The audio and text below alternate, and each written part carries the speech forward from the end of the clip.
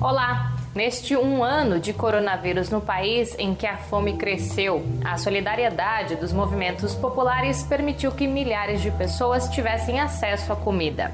Somente o Movimento dos Trabalhadores Rurais Sem Terra doou 530 mil marmitas ao redor do Brasil.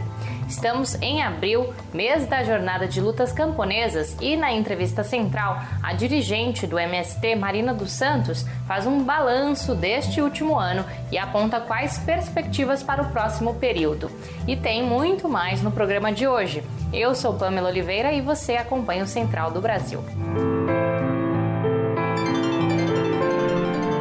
Central do Brasil.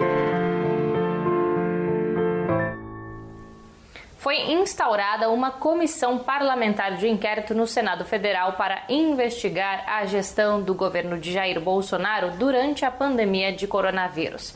A atuação do Ministério da Saúde no colapso de Manaus em janeiro é também foco da CPI. Bolsonaro vem se manifestando contra a CPI e está atuando para impedir que a presidência e a relatoria da comissão sejam assumidas por parlamentares de centro-esquerda. Os detalhes na reportagem de Nayata Wani. Nacional. O Brasil já ultrapassa 350 mil mortos pela Covid-19. Diante deste cenário, senadores da oposição, com o apoio do Superior Tribunal Federal, instalaram a CPI da Covid para investigar as responsabilidades do governo federal no combate à pandemia. No entanto, Jair Bolsonaro tem atacado a instauração dessa comissão de inquérito. O senador pelo Partido dos Trabalhadores, Paulo Paim, explica a importância dessa apuração. A CPI sabemos como começa, mas não sabemos como termina. Todos envolvidos com algum ato ou fato indevido devem ser responsabilizados. A CPI deve levantar os fatos para saber por que o Brasil chegou nesta situação, que eu digo que é um estado de guerra. A comissão também vai investigar os repasses da União para os estados e municípios. Paim aponta que a criação da CPI servirá para fazer pressão no governo federal, para que adote medidas prioritárias no combate à pandemia e pare de negar a crise sanitária. A CPI também sirva de pressão para que o governo pare de negar, inclusive, a sua posição contrária a todos os países em desenvolvimento no mundo junto ao OMC. A própria OMS diz que o Brasil tem errado muito quando nega o fato da pandemia. Em uma tentativa de desviar o foco da gestão de Bolsonaro durante a pandemia, aliados do governo defenderam que governadores e prefeitos também sejam investigados. Outra estratégia do presidente da República tem sido pressionar seus parlamentares da base a ingressarem pedidos de impeachment contra ministros do Supremo Tribunal Federal. Juristas e parlamentares afirmam que essa postura de Bolsonaro pode configurar mais um crime de responsabilidade. Alessandro Vieira, senador do Cidadania, expõe o papel da casa nos desdobramentos dessa CPI. Estão morrendo quase 4 mil brasileiros na média por dia. É muita gente. 30 sergipanos, 25 sergipanos por dia, é muita gente. Então a gente tem que correr mais, fazer mais. Eu acho que todo mundo pode fazer um pouco mais. Esse é o nosso pedido para todos. Ainda não está determinado se os trabalhos da CPI serão presenciais ou virtuais. Portanto, não há uma data correta para o início das reuniões. Para tentar atrasar os trabalhos da comissão, aliados de Bolsonaro têm pedido por sessões presenciais. Hoje, as atividades do Senado são realizadas de modo remoto ou semipresencial. Entre as sugestões do governo está a de que o calendário da CPI comece presencialmente apenas quando houver mais alta cobertura vacinal contra o coronavírus, ou mesmo que o início seja em outubro. O objetivo da postergação é reduzir os desgastes à figura de Bolsonaro e seus aliados, que vem sofrendo derrotas sucessivas e perdido apoio em diversos setores pela irresponsabilidade na crise sanitária e a incapacidade de melhorar a situação econômica do país. A decisão sobre o início e o formato das reuniões da CPI caberá ao presidente do Senado, Rodrigo Pacheco. E agora vamos falar de luta e reforma agrária. 17 de abril é Dia Internacional da Luta Camponesa e é também data de 25 anos do massacre de Eldorado dos Carajás, quando militares assassinaram 21 trabalhadores rurais no Pará. As efemérides chamam para um abril de lutas, permeado de memória, mística e solidariedade. Na entrevista de hoje, a dirigente do Movimento Sem Terra, Marina dos Santos, faz um balanço das ações realizadas pelo movimento no último ano, em que assentamentos e acampamentos doaram 500 toneladas de alimento para mitigar a fome crescente no país. A entrevista é de Jonatas Campos. Entrevista Central. Conosco na entrevista central, Marina dos Santos. Ela é da direção nacional do MST, o Movimento dos Trabalhadores Sem Terra. Vamos conversar sobre a jornada de lutas do mês de abril. Marina, muito obrigado pela sua disponibilidade. Obrigada, um grande prazer estar aqui dialogando com vocês. Você poderia nos resumir quais as principais bandeiras de luta do MST e fazer uma conexão com essas bandeiras e a atual situação do Brasil? O MST, nos seus objetivos gerais, se define como um movimento social, político, de luta pela terra, pela reforma agrária e pelas transformações sociais, no sentido mais geral, que atinja todos os trabalhadores e trabalhadoras. E nesse último período nós estamos trabalhando aqui no Brasil, visto esse grande aumento da miséria, da fome, principalmente, que atinge a milhares de trabalhadores e trabalhadoras do campo, mas também e principalmente das cidades.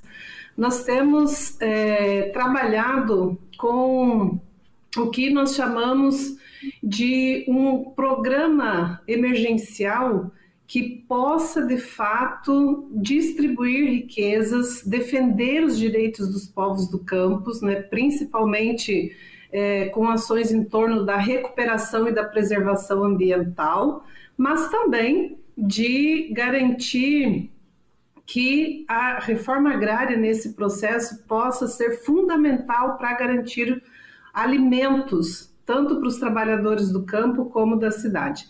Nesse sentido, nós temos trabalhado com 4 elementos.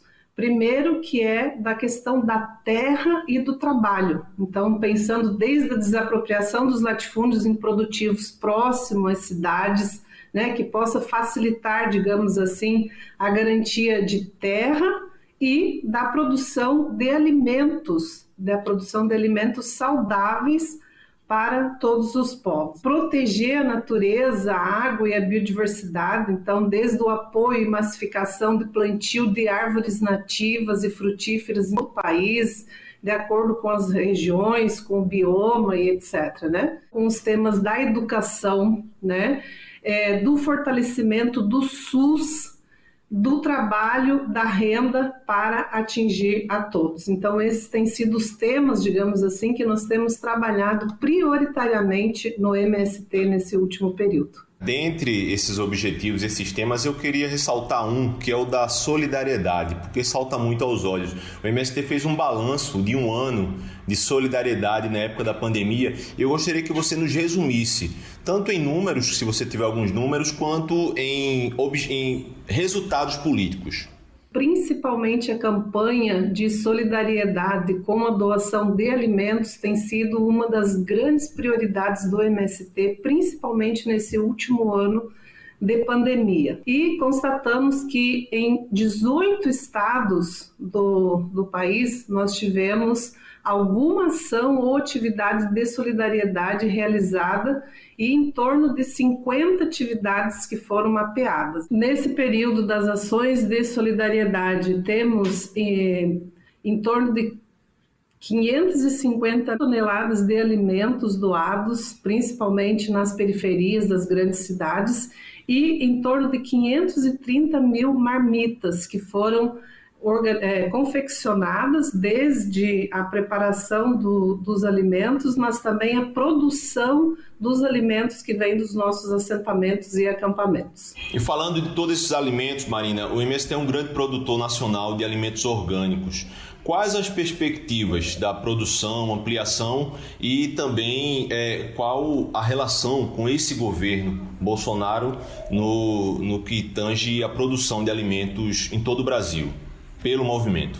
Em relação às políticas que o governo Bolsonaro tem tomado em relação à reforma agrária popular, à questão da produção de alimentos e a fome no Brasil, infelizmente, nós vivemos um momento em que a reforma agrária tem sido banida da política pública nacional, né? Praticamente extinta, e ainda algumas das políticas que foram conquistadas nos últimos períodos com as lutas, né, organizadas pelos trabalhadores do campo, também estão sendo um retrocesso geral. Nós temos feito uma série de atividades com todos os cuidados que a pandemia nos coloca, né, principalmente de não aglomerar nesse período, mas também temos feito uma série de ações políticas no sentido de denunciar e de também anunciar, também de colocar, né, de fazer com que a sociedade tome conhecimento das ações que o MST tem feito, tanto na organização da produção de alimentos, principalmente de alimentos agroecológicos, saudáveis, que possam ser destinados aos trabalhadores. Também temos feito uma campanha nacional de produção de plantio de árvores. Então, nós queremos, em 10 anos, plantar 100 milhões de árvores frutíferas em todo o país, e para isso também queremos realizar em parceria com a sociedade, com os trabalhadores. E nesse mês de abril, em que nós celebramos o Dia Internacional de Luta Camponesa, de Luta pela Terra, em homenagem aos mártires do massacre de Eldorado dos Carajás, que aconteceu em 1996, lá no estado do Pará. Também queremos realizar uma série de atividades, então, relacionadas a essas ações de solidariedade, de plantio de árvores, de doação de sangue em muitos lugares, em muitos municípios onde nós temos assentamentos e acampamentos, e também realizar um ato internacional virtual em memória aos mártires de Eldorado dos Carajás. E chegou o momento da nossa parada cultural. Se você é do tipo que adora filmes fantásticos, de terror ou suspense, essa dica é para você. Vamos conhecer a sugestão do produtor cultural Rachid Severino, de São José dos Campos. Parada cultural. Os pequenos orbes espectrais invadiram os céus. Do dia 21 ao dia 30 de abril, ocorrerá o 6º Festival Paul de Cinema Fantástico. E esse ano será totalmente gratuito e online pela plataforma Darkflix. É uma plataforma totalmente voltada ao cinema fantástico.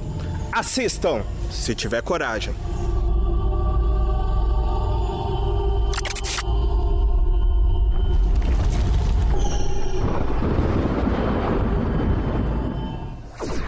Vai lá no @POE Festival e fique por dentro do que vem por aí.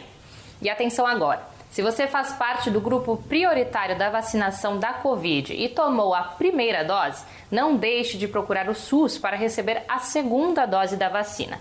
Segundo o Ministério da Saúde, aproximadamente 1,5 milhão de pessoas estão com a imunização incompleta.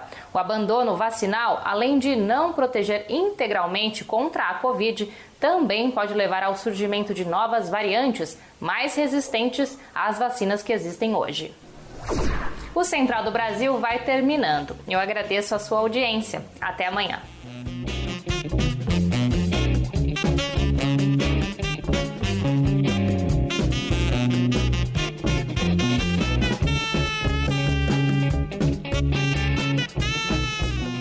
Central do Brasil, a rede de comunicação dos movimentos populares.